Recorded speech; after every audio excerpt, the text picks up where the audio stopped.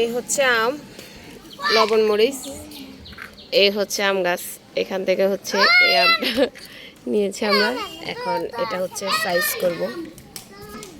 আর গতকালকে দেখিয়েছিলাম তোমাদেরকে যে আমাদের এই গাছগুলোতে প্রচুর পরিমাণে ঘাস হয়েছে। এখন হচ্ছে এই ঘাসগুলা এখানে উঠানো হয়েছে। কে উঠেছে? ওই যে হিয়ান হাসিন। কারণ একটু পর আমাদের হাম্বা নিয়ে আসবে। তো এই মুহূর্তে কাঁচা আমটা যে কি মজা লবণ মরিচ দিয়ে।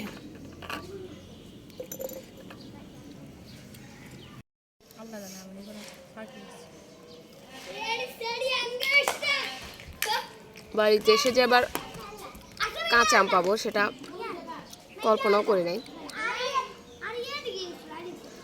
পাকা আমের চেয়ে এখন কাঁচা আমটাই বেশি মজা লাগতেছে।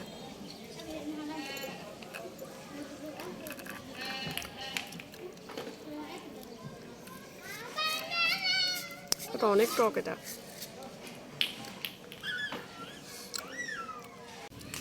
বাড়িতে এত গরম গাইস। এখন আমরা সবাই আসছি ছাদে। আর আসার সময় হচ্ছে আচার নিয়ে আসছি, লবণ মরিচ নিয়ে আসছি, আর কাঁচা আম তো আছেই। খাইতেছি। রোদ এখনো আকাশে। এদিকে চলছে খাওয়া দাওয়া। এই হচ্ছে আচার, আম, লবণ মরিচ। ছাদে আসার সময় হচ্ছে মেহেদিও নিয়ে আসছি। ওদেরকে হচ্ছে এখন মেহেদি লাগাবো বর্ষাকে।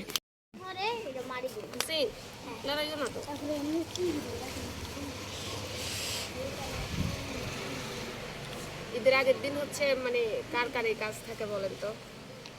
পিচ্চিদেরকে মেহেদি লাগানোর এই দায়িত্ব কে কেনেন? ওদেরকে মেহেদি লাগাইতে লাগাইতে আমি হচ্ছে হাতে আর মেহেদি লাগাইতে ইচ্ছে করে না।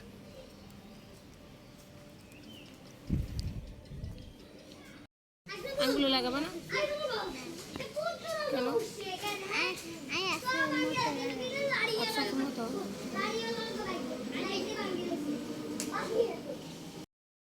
একই করো তোমরা।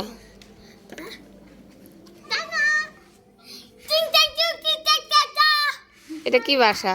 এটা কি এবার গাছগুলো তুলো না, বাকিগুলো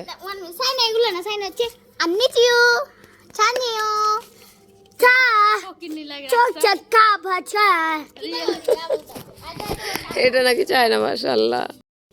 আপনাদের কার কার হচ্ছে হাম্বা নিয়ে আসছে বাড়িতে? আমাদের হাম্বা এখনো নিয়ে আসে নাই। কারণ হচ্ছে আমাদের হাম্বাটা আমাদের গ্রাম থেকে নিছে। তো একটু পরে নিয়ে আসবে, আপনাদেরকে দেখাবো।